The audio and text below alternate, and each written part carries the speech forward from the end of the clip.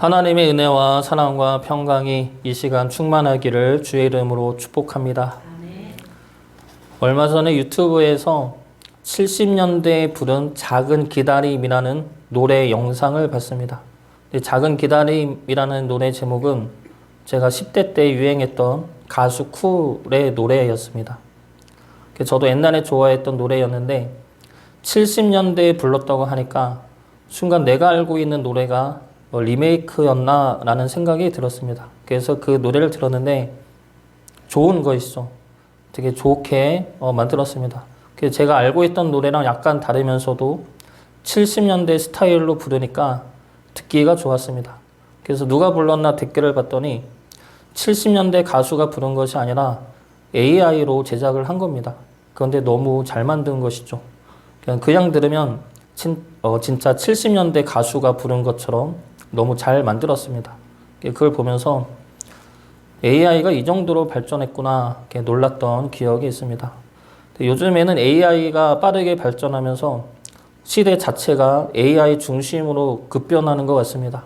핸드폰에서 스마트폰으로 바뀔 때 세상이 스마트폰 중심으로 바뀐 것처럼 이 시대도 또 한 번 AI 시대로 중심으로 바뀌어지지 않나라는 생각이 듭니다. 근데 시대가 바뀌면 바뀌어진 시대에 적응을 해야죠. 나이가 들수록 적응하기가 힘들긴 합니다. 그렇다고 해서 예전 시대에 머물러 있으면 바뀌어진 시대의 편리함은 우리가 누릴 수가 없게 됩니다.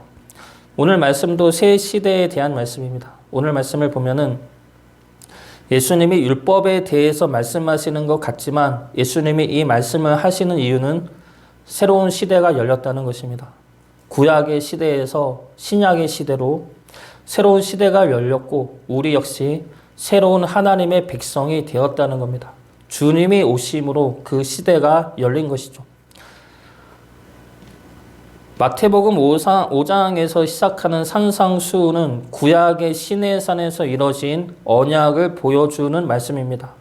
시내산에서 하나님은 이스라엘 백성들과 언약을 맺음으로 그들을 하나님의 백성으로 하나님은 그들의 하나님이 되십니다.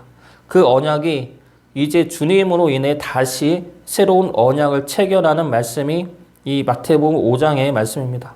그래서 팔복은 새로운 하나님의 백성된 우리의 모습을 말씀하고 있으며 세상의 소금과 빛은 이 세상 속에서 우리를 통해 행하실 하나님의 역사와 능력입니다. 그리고 이어서 주님은 우리가 따라야 할 새 계명에 대해서 말씀하시죠. 오늘 말씀을 시작으로 6가지 계명, 살인, 간음, 이혼, 맹세, 보복, 사랑에 대해서 새롭게 말씀하십니다. 그런데 그 새 계명을 가르쳐 주시기 전에 그 말씀을 가르치는 주님이 누구인지를 우리가 먼저 알아야 하는 것이죠. 주님이 누구길래 무슨 자격으로 구약의 율법이 아닌 새 계명을 가르치는지를 알아야 한다는 겁니다. 그래야 주님의 말씀을 들을지 듣지 않을지가 판단이 서게 되는 것이죠. 그래서 주님은 그 새 계명을 말씀하시기 전에 내가 누구인지를 말씀하고 있는 겁니다. 그 말씀이 바로 오늘 말씀이죠. 오늘 말씀 통해 새로운 시대를 여신 주님이 누구신지, 어떻게 새 언약의 시대를 여셨는지 살펴보고 주님의 말씀을 따라 새로운 언약의 백성으로 우리 모두가 살아갈 수 있기를 주의 이름으로 축복합니다. 먼저 주님은 구약을 성취하신 분입니다. 구약을 성취하심으로 새 시대를 여신 분입니다. 17절 말씀 보겠습니다.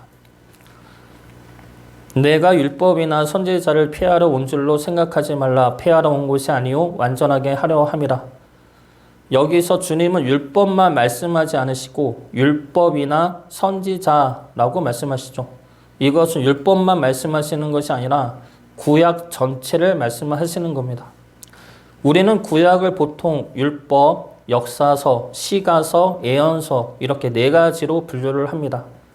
율법은 모세 오경으로 창세기부터 신명기까지, 창세기, 출애굽기, 레위기, 민수기, 신명기를 모세 오경 그리고 율법이라 말씀하고 있습니다. 그리고 역사서는 여호수아, 사사기, 룻기, 사무엘상하, 열왕기상하, 역대상하, 에스라, 느헤미야, 에스더입니다. 그리고 시가서는 욥기, 시편, 잠언, 전도서, 아가서이고 예언서는 그 나머지 예언서들이죠. 이사야, 예레미야 같은 예언서들을 말합니다. 근데 이것은 틀이 정해진 구분법이 아니라 우리가 이해하기 쉽게 나눈 구분법이죠. 그래서 교회마다, 교단마다, 목사님마다 조금씩 다르게 분류를 합니다. 그런데 유대교는 구약을 세 가지로 분류합니다. 율법, 선지서, 성문서 이렇게 세 부분으로 나눕니다. 율법은 모세 오경이고 선지서는 우리가 말하는 예언서입니다. 그리고 성문서는 나머지 욥기, 시편 같은 그런 것들을 성문서로 분류하죠.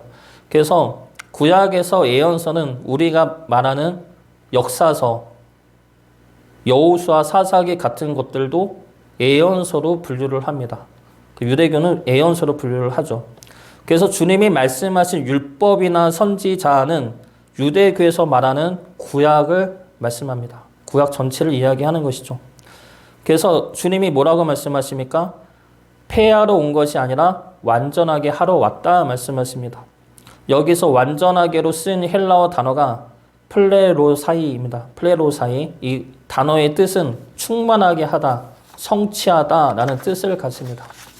그러면 주님은 구약을 폐하러 온 것이 아니라 구약을 충만하게 또는 성취하러 왔다가 되는 것이죠. 그래서 다시 정리를 하면 율법이나 선지자는 구약을 가리키는 용어이고 완전하다는 성취하다로 쓰입니다. 그러면 17절에서 주님이 말씀하신 것은 나는 구약을 폐하고 새로운 종교를 여는 것이 아니라 구약에서 말씀하신 그 약속이 바로 나다라는 겁니다.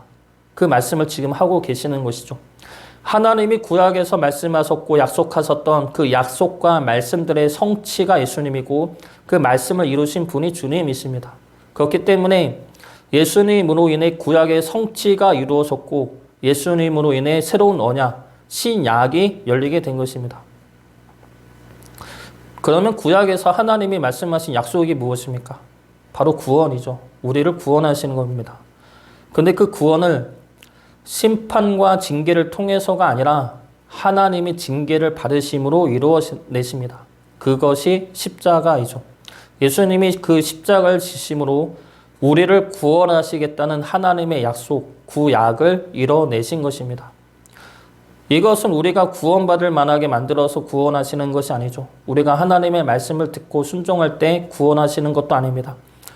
어느 목사님이 구원에 대해서 이렇게 설명한 적이 있습니다. 구원은 구출이다. 구출로 이해하면 좀 더 쉽게 이해할 것이다. 이 말씀대로 하나님의 구원은 구출의 의미를 가지고 있습니다. 구원은 에덴 동산에서 죄에 팔려간 우리를 주님이 자신의 생명으로 구출해 내신 것이죠. 구출의 과정에서 구출받을 사람이 의롭고 반듯하고 선행을 행하고 깨끗해야 구출을 받는 것이 아닙니다. 자녀가 어느 불 속에 있다면 일단 구출해 내야죠. 자녀가 그 불 속에서 깨끗하게 있는지, 공부를 하고 있는지, 말을 잘 듣고 있는지 그런 걸 따질 겨를이 없습니다. 일단 구출부터 해야죠. 먼저 살려내야 하는 겁니다. 하나님이 예수님을 통해 구원을 이루시는 것도 이와 같습니다. 일단 우리를 살려내셨습니다. 우리가 의로워서 하나님을 알아서 하나님의 말씀대로 살아서가 아니죠. 우리는 여전히 죄인이고 악합니다. 그러나 우리를 사랑하시기 때문에 그래서 우리가 죽는 것을 볼 수 없었기 때문에 일단 살려내신 것입니다. 이것이 구약에서 끊임없이 약속하신 하나님의 말씀이고 언약입니다. 그리고 그 언약을 예수님이 성취하신 것이죠. 주님이 우리를 구원하셨습니다. 구약에서부터 약속하신 구원을 주님의 십자가로 이루어내셨습니다. 우리를 사랑하시기 때문에 우리를 대신하여 십자가를 지심으로 우리를 살려내셨습니다. 우리를 살려내신 주님의 그 은혜와 하나님의 그 사랑에 감사함으로 주님의 자녀로서 살아가기를 주의 이름으로 축복합니다. 두 번째로 주님은 새 계명을 주시는 분입니다. 18절 말씀 보겠습니다. 진실로 너희에게 이르노니 천지가 없어지기 전에는 율법의 1.1획도 결코 없어지지 아니하고 다 이루리라. 율법은 천지가 없어지기까지만 유효합니다. 천지가 없어지는 것은 예수님의 재림의 때이죠. 예수님이 재림하실 때 새 하늘과 새 땅이 임하여지고 그때가 되면 율법은 의미가 없어집니다. 그러나 지금은 율법이 유효하죠. 두 가지 측면에서 유효하고 필요합니다. 첫 번째는 율법이 예수님을 가리키고 있고 예수님을 증거하고 있기 때문에 유효합니다. 그래서 율법은 예수님이 행하시고 예수님이 율법의 뜻을 이루시는 측면에서 유효하고 필요합니다. 그리고 두 번째는 율법의 정신은 그대로 이어지기 때문에 유효합니다. 예수님이 율법의 뜻을 이루심으로 우리는 율법을 문자 그대로 지킬 필요는 없습니다. 그러나 율법 안에 담긴 하나님의 뜻은 우리가 지켜 행해야 하는 것이죠. 이 율법 정신에 대해 예수님은 뒤이어서 설명을 하십니다. 그 말씀이 21절부터 시작되는 여섯 가지 계명에 대한 말씀입니다. 이것은 6가지 계명만 지키라 말씀하시는 것이 아니죠. 율법 안에 담긴 정신을 지켜 행하라는 겁니다. 19절 말씀 보겠습니다. 그러므로 누구든지 이 계명 중에 지극히 작은 것 하나라도 버리고 또 그같이 사람을 가르치는 자는 천국에서 지극히 작다 일컬음을 받을 것이요 누구든지 이를 행하며 가르치는 자는 천국에서 크다 일컬음을 받으리라. 18절에서는 율법에 대해 말씀하셨다면 19절에서는 계명에 대해 말씀하십니다. 18절에서 율법은 다 이루어지리라 말씀하시고 19절에서 계명은 행하고 가르치라 말씀하십니다. 여기서 계명은 율법이 아닙니다. 계명은 예수님이 율법에 대해 새롭게 해석하신 말씀이고 예수님이 주신 새 계명입니다. 이 계명은 뒤이어 나오는 6가지의 계명이고 그 계명은 율법 안에 담긴 하나님의 뜻에 대한 가르침입니다. 주님은 이 계명을 지키라 말씀하시죠. 복음은 은혜입니다. 우리가 의로워서 율법을 지켜서 구원에 이르는 것이 아니라 주님을 믿음으로 의롭다 칭하여 주셨기 때문에 은혜가 되는 것입니다. 그래서 우리는 죄인이면서도 그리고 율법을 지키지 않아도 구원에 이를 수 있습니다. 그러나 그렇다고 해서 죄 가운데서 율법과 상관없이 살라는 것이 아닙니다. 우리는 율법보다 더 높은 수준의 계명을 지키며 살아야 합니다. 율법과 주님이 주신 계명의 가장 큰 차이점은 율법이 형식이라면 계명은 우리의 마음입니다. 21절부터 나오는 계명을 하나만 보면 율법은 살인하지 말라는 것이죠. 그러나 주님의 말씀하신 계명은 노하는 자마다 심판을 받는다 말씀하십니다. 이것은 살인하지 말라는 형식적인 법을 넘어서서 마음으로도 노를 품지 말라는 말씀이죠. 형식에만 얽매이지 말고 그 법을 주신 하나님의 마음을 품으라는 겁니다. 다음 주에 보겠지만 살인하지 말라는 말씀을 통해 주님이 주신 새 계명은 화목하게 하는 자가 되라는 말씀입니다. 마태복음 22장을 보면은 예수님은 율법에 대해 2가지로 정리해서 말씀하십니다. 하나님을 사랑하고 이웃을 사랑하는 것이 가장 큰 계명이라 말씀하시죠. 마태복음 22장 36절부터 40절까지 말씀입니다. 선생님 율법 중에서 어느 계명이 크니까? 예수께서 이르시되 내 마음을 다하고 목숨을 다하고 뜻을 다하여 주 너의 하나님을 사랑하라 하셨으니 이것이 크고 첫째 되는 계명이요 둘째도 그와 같으니 내 이웃을 내 자신같이 사랑하라 하셨으니 이 2 계명이 온 율법과 선지자의 강령이니라. 하나님을 사랑하고 이웃을 사랑하는 것, 이것이 율법 안에 담긴 하나님의 뜻입니다. 그리고 예수님은 이 계명을 지키라 말씀하시죠. 우리나라에서 실제로 있었던 사건 중에 하나입니다. 어떤 부부가 술을 먹고 자는데 밤에 아내가 갑자기 배가 아팠습니다. 그래서 남편이 구조대에 전화를 했더니 도로 사정 때문에 차가 늦게 온다는 겁니다. 대리기사도 불렀는데 상황이 여의치가 않았습니다. 그래서 할 수 없이 이 남편이 술은 먹었지만 상황이 급해서 자신이 차를 몰고 아내를 병원으로 데려갔습니다. 그런데 이 남편이 음주운전에 걸렸습니다. 그러면 이 남편은 무죄입니까? 유죄입니까? 법원 판결 결과는 무죄로 입증되었습니다. 남편의 음주운전은 목적의 정당성과 방법의 적합성, 상황의 긴박성 등을 감안할 때 긴급 피난 행위로 볼 수 있어 위법성이 조각된다로 밝혀졌습니다.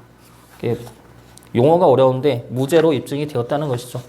그래서 법이란 사람을 위한 것이지 법 자체를 위함이 아닙니다. 그렇기 때문에 이 같은 상황에서는 아내의 생명을 위한 어쩔 수 없는 선택이라 볼 수가 있죠. 그러나 반대로 이 같은 상황에서 음주운전이 법에 걸린다고 아내를 병원으로 이동하지 않는다면 어떻게 되겠습니까? 자신은 그 상황 속에서도 법을 지켜낸 정의로운 인물이라고 자랑할 수가 있겠습니까?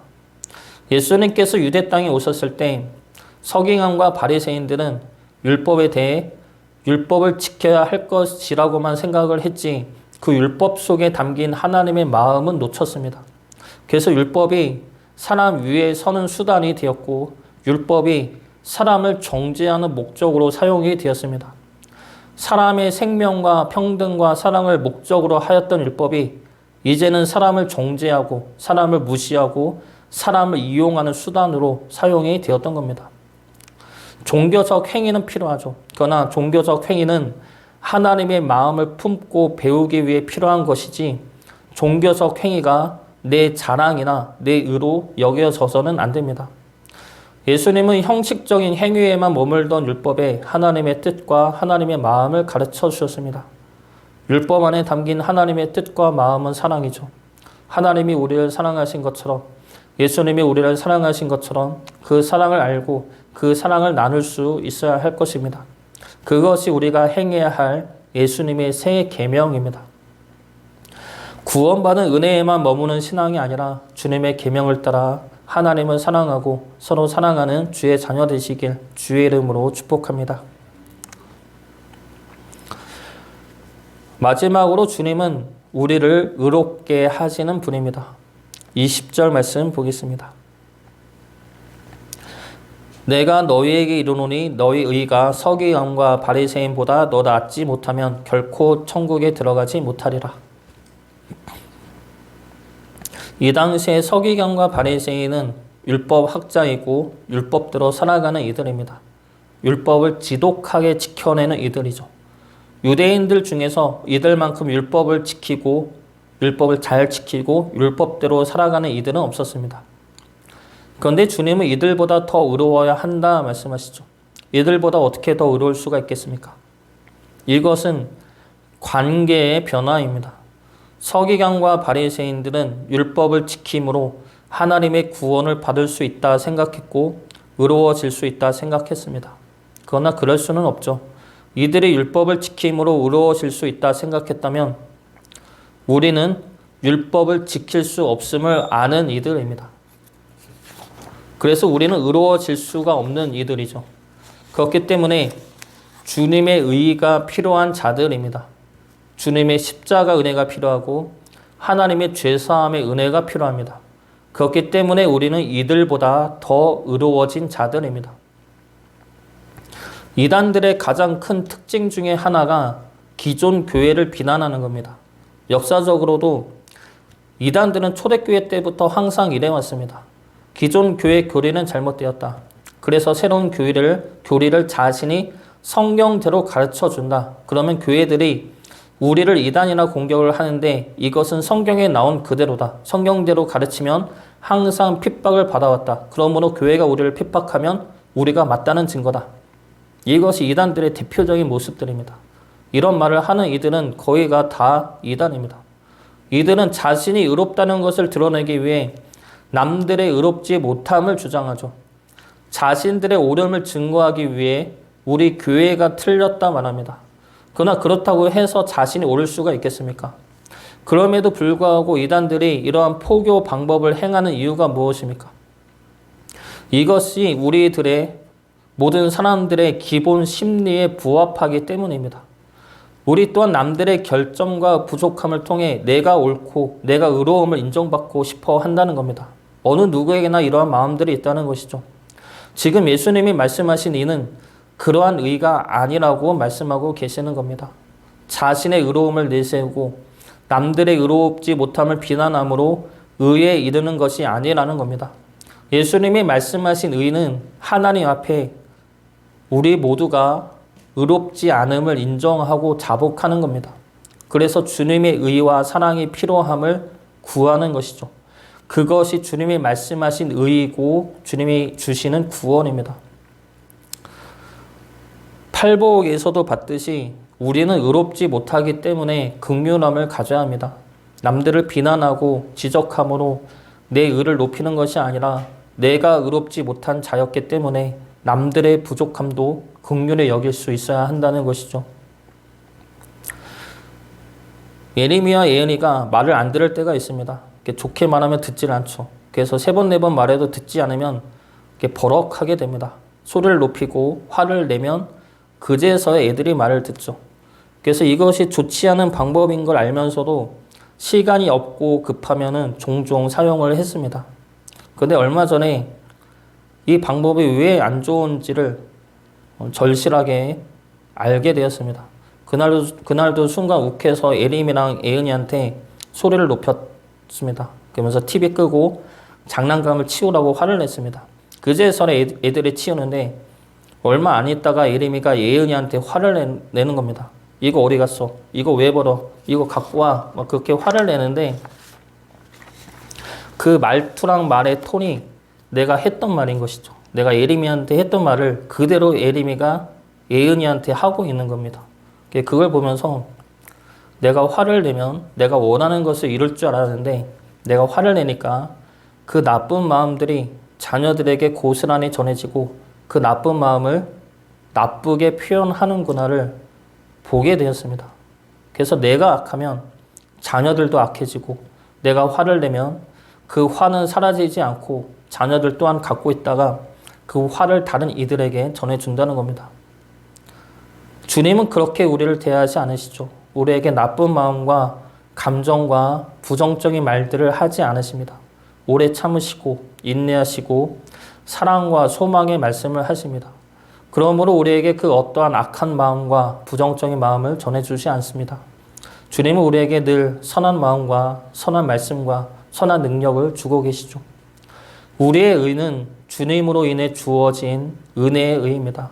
우리는 여전히 악하고 부정적이지만 그런 우리를 주님의 피로 씻겨주시고 의롭다 칭하여 주신 것입니다. 그래서 우리는 주님이 주신 이 의에 대해서 교만하거나 내 자랑으로 삼아서는 안 됩니다.